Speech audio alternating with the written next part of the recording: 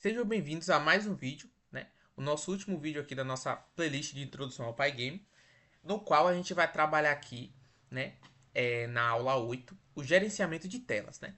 Muitas vezes você vai querer no seu projeto, ali tem mais de uma tela de menu, uma tela de opções, de pontuação, a tela do jogo, né? Você pode precisar ter mais do que uma tela, né? E como é que a gente faz esse gerenciamento, né? Basicamente, a gente tem que criar uma lógica, né? E como é que essa lógica funciona? Você vai criar uma ideia, né? É você criar uma variável, né? E essa variável vai armazenar qual tela o seu jogo vai estar, né? Então, digamos que o nosso jogo tenha três telas, né? Essa tela aqui seja o menu, essa tela aqui seja o jogo e essa tela aqui seja, por exemplo, uma tela de pontuação, né? Sobre que ela vai acontecer depois do jogo, né? Vai mostrar essa tela de pontuação. Né? E aí, como é que essa variável vai, né, funcionar? Eu vou salvar primeiro a minha tela inicial, digamos que seja essa tela 1, né? E aí o jogo começa, ela está aqui nessa tela 1. E aí, digamos que nessa tela 1 eu tenho um botão de jogar, né? E quando eu clico nele, eu quero que ele mude para essa tela 2. Então eu vou chegar nessa minha variável e alterar o valor dela de tela 1 para tela 2. Entendeu? Ah, mas tá, eu estou fazendo isso, mas isso vai me servir de quê? Todo o código que a gente viu até agora, a gente viu que dentro do loop, né, do jogo, o loop principal, ele tem uma parte que eu vou mostrar para vocês na prática, que é a parte que você renderiza as coisas, né? Que você vai colocar os textos, os botões, as formas, as imagens, né? E nessa parte em si, o que é que você pode fazer, né? Você pode verificar essa variável que está armazenando na tela e verificar qual tela está naquele momento. E a partir disso, você pode renderizar coisas diferentes. Então, se nessa minha tela 1 aqui eu tenho, por exemplo, o título do meu jogo e um botão de jogar, eu posso renderizar essas duas coisas apenas quando tiver na minha variável de controle a tela 1. Se na minha tela 2 eu tenho os objetos do jogo, uma interface com uma pontuação, com minhas habilidades, eu posso renderizar essas coisas apenas se tiver tela 2 na minha variável de controle, né? E aí eu posso fazer isso já nos próprios blocos das condicionais. Porém, dependendo da lógica do seu jogo, isso pode ficar muito grande, né?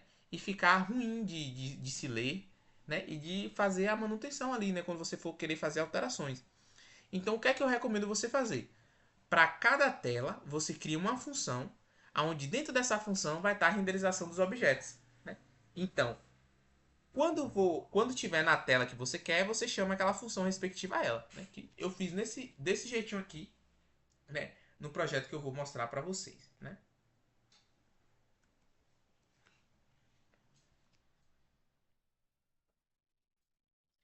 Então, vamos para a prática, então, né? Para o exemplo prático que eu vou mostrar para vocês como eu fiz isso.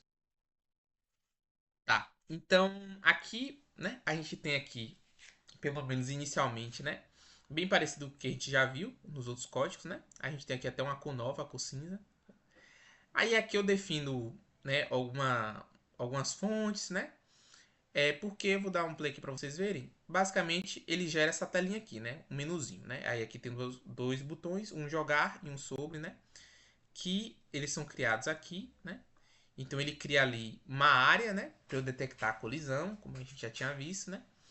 Aqui a gente tem a minha variável de controle, que é a tela atual, e ela está dizendo que ela vai começar no menu. E a gente tem também a tela anterior. Isso aqui é um bonuzinho porque eu coloquei para quando você aperta ESC, ele voltar para a tela anterior. Então ele também salva a tela que estava antes, né? E a gente tem aqui três funções, né?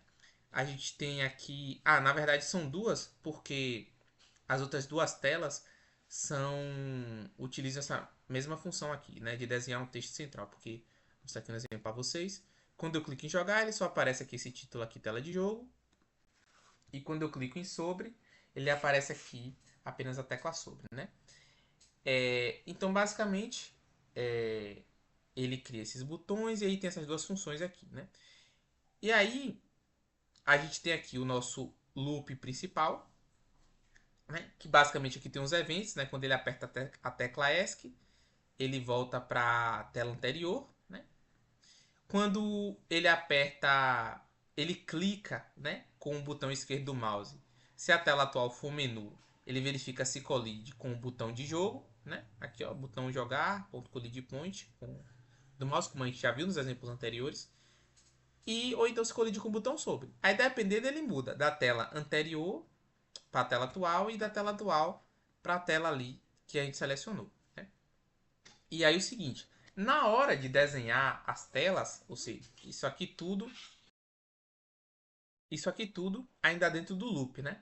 Então, se a tela atual for igual a menu, ele vai chamar a função de desenhar um menu. Do mesmo jeito, se for jogo ou sobre, ele vai chamar a função de desenhar um texto, né, no meio da tela, né? E aí ele vai passar aqui a string do texto, né? Porque foi assim que eu fiz a função lá em cima, né?